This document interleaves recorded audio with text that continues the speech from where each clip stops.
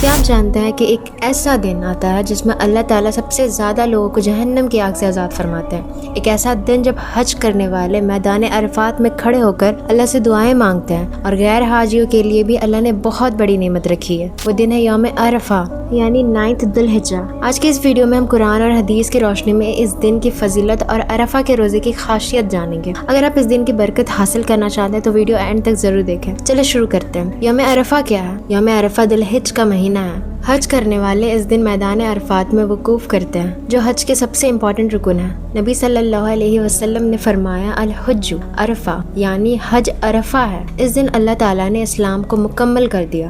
قرآن میں یوم عرفہ کی فضیلت اللہ تعالیٰ نے سورہ المائدہ میں فرمایا، آج میں نے تمہارے لیے تمہارا دین مکمل کر دیا، تم پر اپنی نعمت پوری کر دی اور اسلام کو تمہارے لیے دین پسند کر لیا۔ یہ آیت یوم عرفہ میں ہی نازل ہوئی تھی، حجۃ الوداع کے موقع پر عرفات میں تھے۔ یہ اس دن کی عظمت کو ظاہر کرتی ہے۔ حدیث میں یوم عرفہ کی فضیلت حضرت عائشہ رضی اللہ عنہا سے روایت ہے کہ نبی صلی اللہ علیہ وسلم نے فرمایا، اللہ تعالیٰ یوم عرفہ سے زیادہ کسی اور دن بندوں کو جہنم کی آگ سے آزاد نہیں کرتا۔ اس دن اللہ تعالیٰ اپنے بندوں پر فکر کرتا ہے۔ آئیے اب ہم جانتے ہیں عرفہ کا روزہ اتنا خاص کیوں ہے۔ سب سے امپورٹنٹ بات، عرفہ کا روزہ۔ ایک روایت ہے کہ نبی صلی اللہ علیہ وسلم سے عرفہ کے روزے کے بارے میں پوچھا گیا تو آپ صلی اللہ علیہ وسلم نے فرمایا، عرفہ کے روزے سے میں اللہ سے امید رکھتا ہوں کہ وہ پچھلے سال اور آگے سال کے گناہ معاف فرما دے۔ یہ 2 سال کے چھوٹے گناہوں کا کفارہ ہے، یعنی صغیرہ گناہ۔ بڑے گناہوں کے لیے توبہ ضروری ہے۔ یاد رکھیں اس چیز کو کہ بڑے گناہوں کے لیے توبہ لازمی ہے۔ حاجیوں کے لیے روزہ رکھنا سنت نہیں ہے، کیونکہ نبی صلی اللہ علیہ وسلم نے حج کے موقع پر عرفات میں روزہ نہیں رکھا تھا،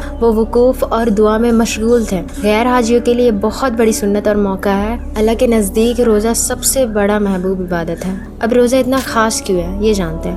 اللہ کے نزدیک روزہ سب سے زیادہ محبوب عبادت ہے۔ اس دن اللہ کی رحمت سب سے زیادہ نازل ہوتی ہے۔ ایک دن کا روزہ 2 سال کے گناہ مٹا دیتا ہے۔ یہ کتنی بڑی نعمت ہے۔ آئیے اب ہم جانتے ہیں اس دن کیا کریں۔ روزہ ضرور رکھیں، کثرت سے دعائیں کریں، خاص طور پر لا الہ الا اللہ وحدہ لا شریک لہ لہ الملک ولہ الحمد وہو علی کل شیء قدیر۔ استغفار کریں، قرآن کی تلاوت کریں، ذکر کریں، صدقہ دیں اور تکبیرات پڑھیں۔ ذی الحجہ کے پہلے 9 دنوں میں یہ دن سب سے افضل ہے۔ یوم عرفہ اللہ کی رحمت، مغفرت اور جہنم سے آزادی کا دن ہے۔